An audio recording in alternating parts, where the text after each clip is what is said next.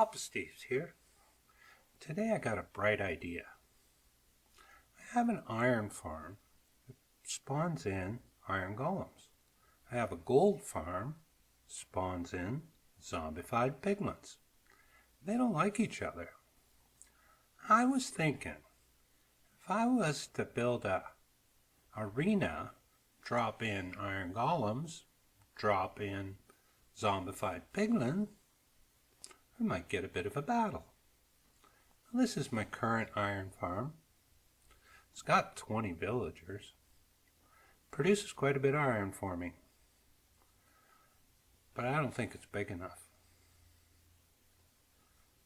The max I get is 2 iron golems at a time.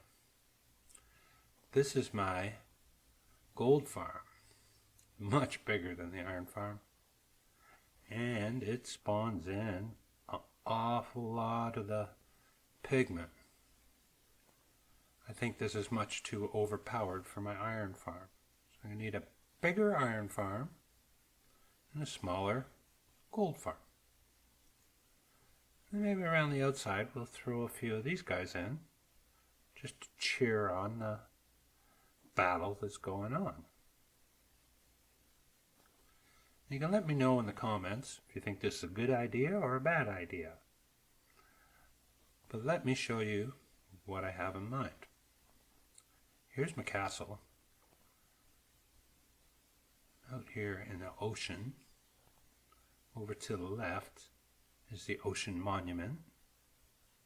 I've already taken care of the elder guardians, so I don't have that problem. And I want to build my arena straight off this ocean monument.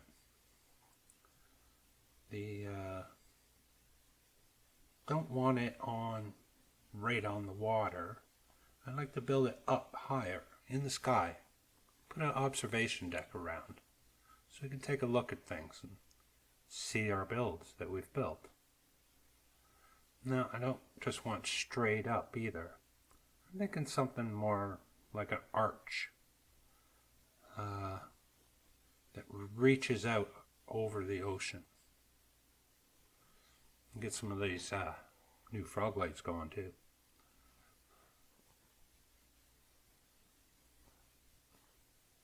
Each one get a little higher. And there we are. That's exactly what I'm thinking. It's got a nice perch up here where we can see everything we've built.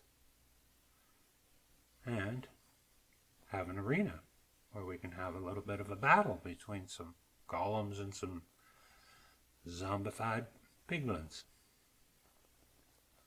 Yeah, this is cool. Okay. This is just my standard iron farm. Big hole in the center here. That's where the iron golems will come out. Let's get a different point of view. Yeah. And a big long arch reaching out. Let's check it out from the castle. The place is busy. Yeah, that looks cool. Especially looks cool at night. With all the lights. Arm reaching out. Looks a little bit skinny though. I might need to beef it up a bit. But yeah, even here from the island, it looks great. Good, I'm encouraged. Okay, back to the iron farm. Now, I'm not going to reinvent the wheel here. I'm just going to make it bigger. The other one had 20 villagers, 20 beds, 20 workstations. This iron farm, I'm going to put 80 beds. 80 villagers, 80 workstations. Now, how I'm going to achieve this is start with our beds. Put them in a pattern like this. Remember, I want to keep the pillows pointed towards that center part where the iron golems fall through. I put them like that. That allows me 3 in a row. Yeah. I put 5 more of these here. That'll give me 6 wide, 3 high, that's 18, and then I got 4 of them, so that's 72. Now I'm only 8 short. Just need to place 2 in each corner. There, that'll work. Perfect. Now, we can close this all in. Every villager has to have a bed, but they don't have to use it. Seems a little cruel, but that's how it works. Once we get this all closed in, now this is the space left all the way around. We got to get 80 villagers and workstations. Now, you can't just have the villagers running around willy-nilly wherever they want. They'll get jammed up in the corners and block each other from getting to their workstations. The important thing of this iron farm is the villagers need to get to their workstations. I'm using trap doors here, placing one on top of each other, like so. Now when I open them up, it creates these little closets, 1 block areas where we will place each villager. Okay, yeah, just need 1 more set at this end. Right there. And there. That gives me 10. So we mirror that, and then that gives us 20, and then on all 4 sides, so that's 4 times 20 is 80. So perfect. We got spots for all our villagers. Now, the rest of this is your typical iron farm. This is your spawning platform for the iron golems. We put the 1 high wall all the way around so we can put water in here. We've seen all this before. First one, third one. Now we can go back 1, ahead 2. Yeah, we've all done this. Complete it all the way around. Remember, the water just goes to the edge of the hole, does not go over. Final step, slabs all on top. Now it's all spawn proof. That's ready to go. Now we got to think about getting villagers up there. Now I'm not going to take 80 villagers up there. I only need 2. First thing is I built this column. I'm placing sand at the base, water, and then kelp. Now I have the 3 sides of this column made. This front section here, a place needs to be glass. Well, it could be anything, but I like using glass. Yeah, it's a long way up there. Is it 70 blocks? This bubble column will save so much time getting up and down. Okay, now that we're at the top, we simply place a bucket of water here at the top. We go and jump down, starting from the bottom again. Come up here. Actually beat the water down. Okay, there it is. Now I'm going to drink a potion of water breathing. You don't have to. I think you got time, but I don't want to risk it, and I don't want to drown. So taking the water breathing potion just takes all the pressure out of placing kelp all the way up this water stream.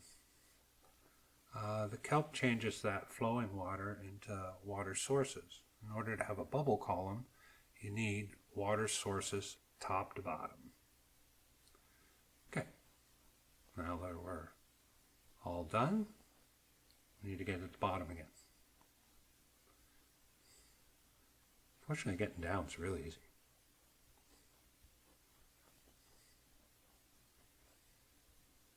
Okay, now here at the bottom, what we need to do, break the kelp, take out that sand, and replace it with soul sand. Now you see the bubbles. And also note those two buttons are what's keeping the water from flowing out. We just get into this bubble column and we fly up here. It's a great system. Now I'm going to be breeding all these villagers, so I want to keep 2 villagers in that area separated from the ones I breed and put into the system. Let me get back down again. Okay, now I have a villager with me and a boat. Got him from my starter island. I'm going to close this up. I just don't want to risk the villager getting out into the ocean once I take him out of the boat. I'd rather just play it safe. Okay, break his boat. Nudge him up into this channel here. I close it off and I put water down. The water will push him right to the edge of the bubble column, and then it's easy just to nudge him and push him the rest of the way in. Now he's up at the top now and waiting for a second villager to join him. Right. Now, once I've got my 2 villagers up here, I've given them the profession block and locked in their trades, and now I throw them some bread. They will breed and produce baby villagers. Now, if they stop breeding, or not breeding, you give them more bread. In time, they'll produce quite a few of these little guys. Now, the real time-consuming part of this project is waiting for these little guys to grow up. Oh, see, they're still breeding, still producing more. They'll keep going until all 80 beds are filled. Now they will stop for bread every once in a while. Okay, now that you got a few grown up villagers, notice we have yet to place any profession blocks. That is because we do this one at a time. Now, the cool thing is villagers don't mind standing on top of their profession block when they work. You've seen the green particles, that means somebody is linked. There he is. We can tell because he changed his hat. Got himself a tool belt. And he's ready to get to work. Just if I get out of his way. Sometimes you gotta nudge him a little bit and show him where he needs to go.